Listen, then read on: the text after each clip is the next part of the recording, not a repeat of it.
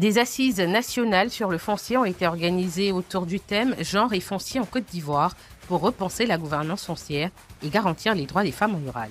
La série 220 logements adaptés de l'œuvre de Chantal Djedje a été projetée en avant-première le vendredi 13 juin. Et à l'occasion de la fête des pères et celle des mères célébrée en différé à la caserne d'Agban, les épouses de gendarmes ont été appelées à jouer un rôle actif dans la réussite de leur famille. Voilà pour le sommaire de ce Près de chez nous. Bienvenue à tous et à toutes. C'est une avancée attendue depuis longtemps, mieux garantir les droits fonciers des femmes rurales en Côte d'Ivoire. Les assises nationales sur le foncier rural se sont tenues autour du thème « Le genre et le foncier en Côte d'Ivoire, quels enjeux et perspectives pour une gouvernance inclusive et une paix durable ?» Objectif affiché, repenser la gouvernance foncière en faveur d'un meilleur accès des femmes à la terre. Dans les communautés à caractère matrilinéaire, il y a une petite exception qui se fait parce que là-bas, la femme peut avoir effectivement la gestion de la terre, mais par le biais de ses enfants, puisque l'enfant hérite de son nom. Vous voyez? Voilà, c'est ça la différence. C'est ce qui donne le sentiment que chez les Akans ou bien dans ce type de société-là, les femmes ont un droit sur la terre, mais ce n'est pas effectif en réalité. Elles bénéficient de ce droit de gestion de la terre à travers leur progéniture. Il faut donc favoriser l'accès des femmes au crédit agricole et aux subventions, mener des campagnes de sensibilisation sur l'importance des droits fonciers des femmes, assurer une meilleure inclusion des femmes dans les instances locales de gestion foncière. Ces assises, organisées par la plateforme Alerte Foncier avec Inades Formation, marquent une étape dans le processus de réforme.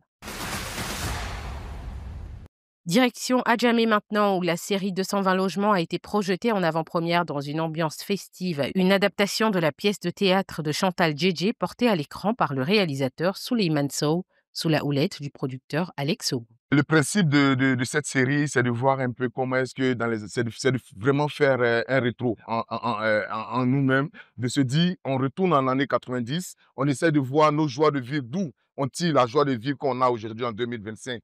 Notre joie de vivre, on vient depuis des années avant.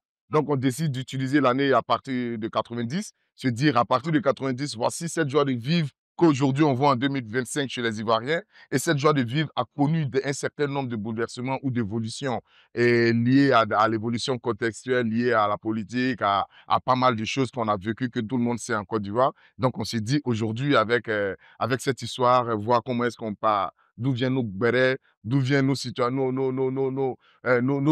l'évolution de notre situation politique, l'évolution de nos situations estudiantines, comment est-ce que la rue prend place, comment est-ce que les jeunes utilisent la rue pour pouvoir parler de leur politique. Voilà. Ça a été simplement passionnant de participer à ce projet. Et après avoir vu les 2 premiers épisodes, il faut dire que je ne peux que ressentir la fierté. Ça veut dire que le travail que nous abattons produit forcément du résultat quand nous y mettons notre cœur et tout ce qui va avec. La série sera diffusée à partir du 16 juin 2025 à 15h sur A+ Ivoire. Un rendez-vous avec une Côte d'Ivoire vraie, humaine et vivante.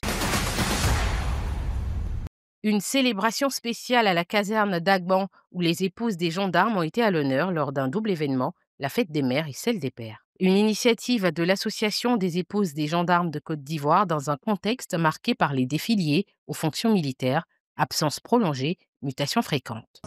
C'est notre rôle en tant que femmes de pouvoir nous soutenir, parler des piliers de succès pour nos différents foyers, parce que si nos foyers sont en paix, in fine, donc la nation sera en paix. Surtout que nous sommes ici dans un cadre assez particulier, un cadre avec des hommes en armes et des hommes militaires et leurs épouses. Il fallait donc que cette conférence-là a l'effet de se partager donc des petites choses, des petits piliers qui permettent donc de stabiliser nos foyers et puis de leur permettre d'avoir une mission assez facile. Voilà. Elles sont actrices du succès. Que Dieu nous bénisse. Donc vraiment, quand tu veux. Est-ce que les femmes des gendarmes ont des mouchoirs ce matin? Soumises et qu'elles soient vraiment le socle de leur famille, qu'elles s'occupent du bien-être de leur famille et surtout de leur équipe. La cérémonie s'est achevée par un geste de solidarité. La EGCI a offert des présents aux mères dans une ambiance de convivialité et de reconnaissance. Et un geste de foi et de solidarité à Gagnoa, la grande mosquée du quartier Sokoura, érigée en 1940, ne disposait jusqu'ici d'aucun tapis de prière. Des cadres de la commune, dont les députés Issouf Diabaté, Kamarazon et Kamaté Issiaka, ont offert 1400 mètres carrés de tapis. Parce qu'en 2023, nous étions à une cérémonie à Soporo ici et nous avons fait la promesse de mettre du tapis. Quand on a vu le boulot abattu par le DG de l'ADERI, M. Yakuba Dambélé et son DAF, M. Kamati Isaka, qui avait mis du marbre dans cette mosquée, il était quand même à nous d'emboîter ce pas-là en venant équiper la grande mosquée de Gagnoa de cet tapis-là, en fait de permettre aux fidèles musulmans de prier en toute civilité. Et c'est de dire merci à nos parents musulmans et leur dire que nous sommes de leur côté, du fait qu'à chaque occasion, nous les appelons, ils sont à côté de nous. C'était une manière pour nous, les cases qu'ils soutiennent, de leur dire merci pour tout ce qu'ils font pour nous. Un don bienvenu dans cette mosquée historique, repère spirituel majeur de la ville, surtout les vendredis. C'est la fin de cette édition, merci de votre attention. L'information continue sur 7info et sur 7info.ci.